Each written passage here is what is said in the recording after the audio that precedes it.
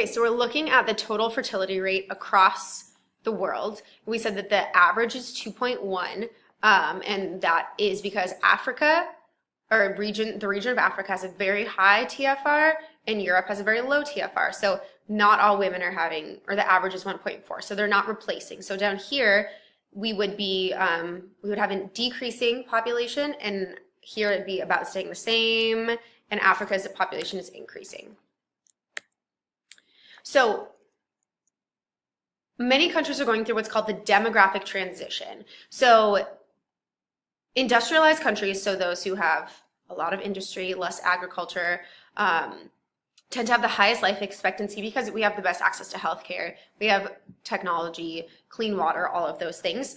And the average life expectancy is actually the average number of years a person in an age group is expected to live, and it has increased due to a drop in infant mortality. So the babies aren't dying as often anymore, so our life expectancy has increased. Now, countries that are still industrializing are about to go through a series of economic and cultural change, which is called the demographic transition, and it goes through 4 different stages, so we'll talk about that. So the first one is the pre-industrial stage. This is before they go through the demographic transition.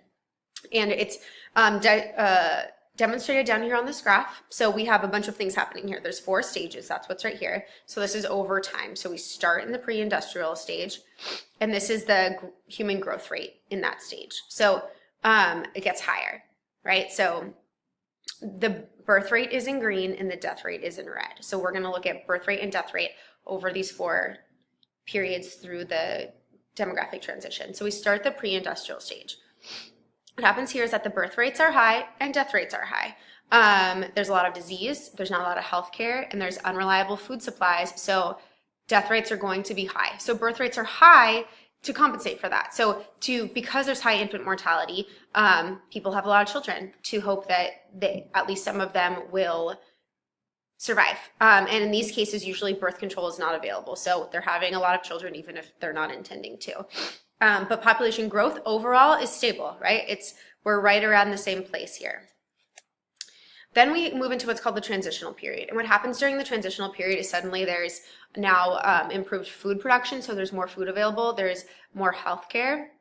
So the birth rates are remaining high because they're just continuing their lives like normal, but the death rate starts to drop because there's more access to food, there's more access to healthcare, so that infant mortality is going to drop. So the birth rate stays the same because no one has changed their ways yet, but the death rate has decreased because people aren't dying as often. So because of that, the overall population growth is going to be high because people are having the same number of babies, but people aren't dying as much anymore.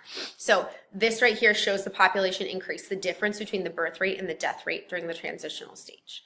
Okay? Then we move into the industrial stage. What happens during the industrial stage is suddenly there's employment opportunities increase for women, so the women start working. There's suddenly birth control available, and people realize their babies aren't dying as often, so they don't need to have as many babies. So the birth rates start to decrease. The death rates stay low because stay at the decreased rate because of the improved healthcare and food and all of that. But at this point where we move into the industrial stage, women start to not have as many children because of the changes that have happened. So the birth rate catches up after the death rate. So the birth rate drops, so the population growth slows. We're not growing as much anymore, especially by the end, and begins to stabilize. And then we get into the post-industrial stage where both the birth rate and the death rate are low and stable. And so the US is in this stage, although we do have higher birth rates due to an increased immigration rate. But for the most part, we're in this post-industrial stage. So this whole process from the pre-industrial stage with birth rate and death rate high to moving to the post-industrial stage where birth rate and death rate are low is called demographic transition. So the whole idea is that death rate drops first, then followed by birth rate. So we see a population increase in the middle in the transitional stage.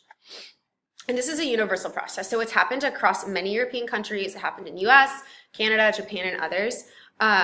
But demographers hypothesize that there are some developing countries that are so overpopulated already that they may not be able to complete the transition. So they're not going to be able to go through that whole process. And that's what's called demographic fatigue. So there's a lot of sub-Saharan African countries that have a really high populations and a really high prevalence of HIV and AIDS. They're in this position. They're not able to get there. And that's the end of 8.2.